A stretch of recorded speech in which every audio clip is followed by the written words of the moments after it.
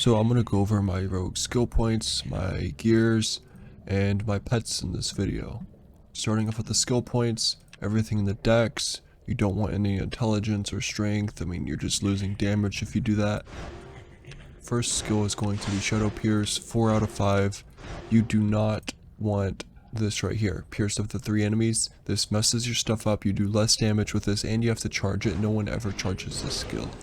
This is just a skill for like instant damage, and you hit the enemy like 2 or 3 times with this skill when you use it, because of this other ability here. You deliver multiple low damage hits. This fourth skill, of course, is useless, so you don't even train it.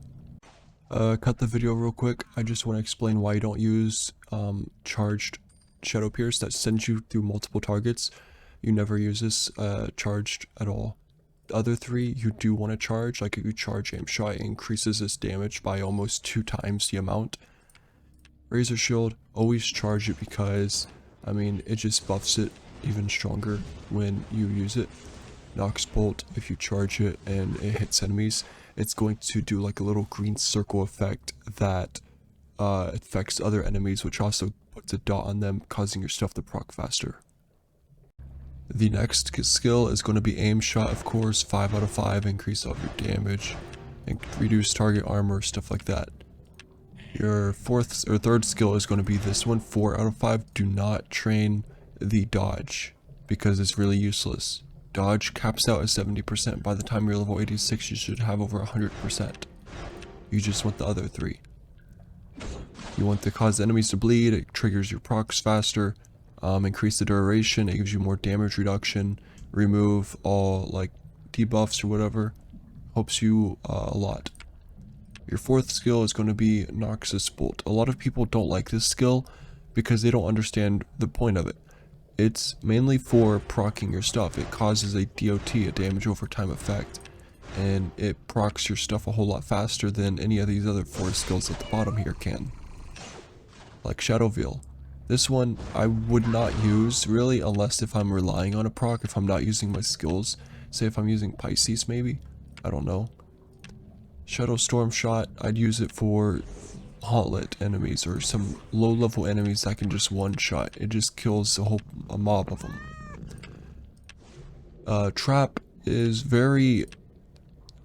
Trap is something that is used for strategies, say in Swamp Temple. I'm not gonna explain it, but if you know, you know. The heal skill, PvP, Shark AP for like the bombs or whatever, stuff like that. You don't really need this if you're just doing normal PvE maps. Okay, now on to passives. So for your passives, you don't really want armor anymore. Armor cap is 17,500. Armor is kind of useless now, because it's almost impossible to even get enough armor to make your rogue useful for defense. So we're going to skip over to critical damage. 5 out of 5, this 5 out of 5, your damage. Agility.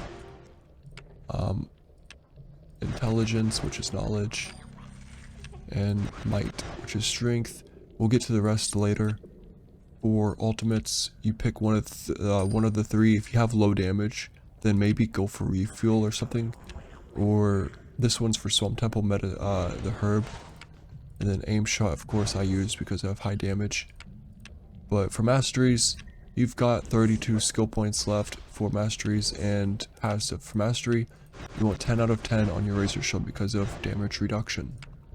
And then you want your Noxus Bolt to be 10 out of 10 also for the dot tick length. For the passives, it's up to you what you want to do with these 12 skill points. You can do movement speed, gold loot, actually do haste as well, do haste. Now you got 7 left. What I like to do is put focused loot, so if I'm farming a map, I don't care about gold, I just want to get Kraken items for my rogue, say in catacombs or something. And then the other 2, I'll probably just put in movement speed because I don't need the others. And that's my loadout here. So now I'm going to focus on my gears. You have 4 primary loadouts, maybe 5, okay? If you're end game, you're probably going to have 5 at most. Probably more, depends on what you're doing with your rogue, if you have strategies for it and stuff.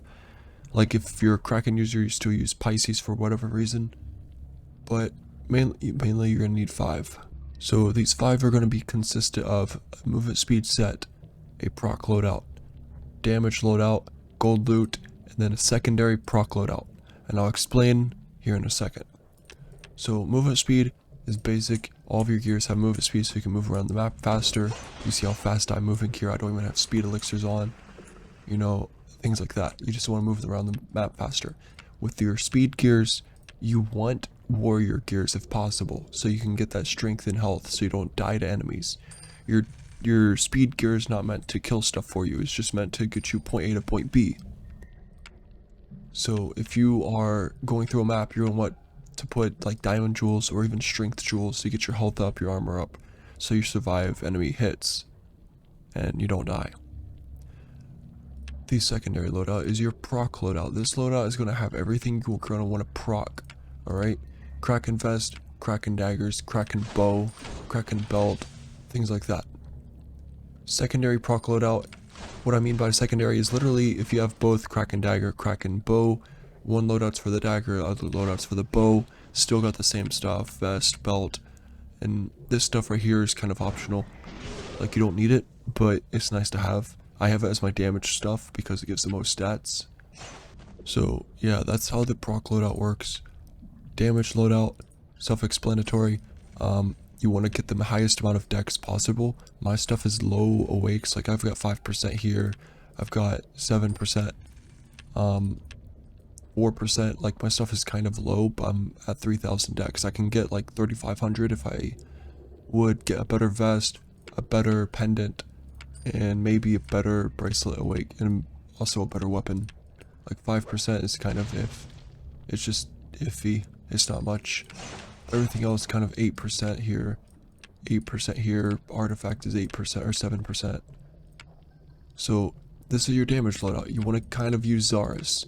People make fun of me because I use Zaris when I proc my Kraken stuff, but go look at my other videos. I'm literally soloing bosses in seconds. I can nuke the hell out of bosses. And let me show you an example with Elite Rahab Core. I'm just gonna go to Elite Rahab Core. So I'm gonna run up to this boss and proc my daggers and my vest and stuff like that, and just watch. I'm not even using any arcane ability like most people do. I switch to Zaris, and I do over 50% damage to him. So yeah, it's better than just using normal Kraken and hoping to buy like expensive gears or whatever.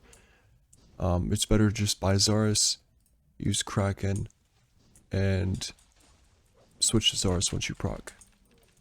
Increases your damage by a ton. And I can even solo the rest of this boss. Actually, I probably can't because I forgot to equip my heroic Stagos, so I might die here.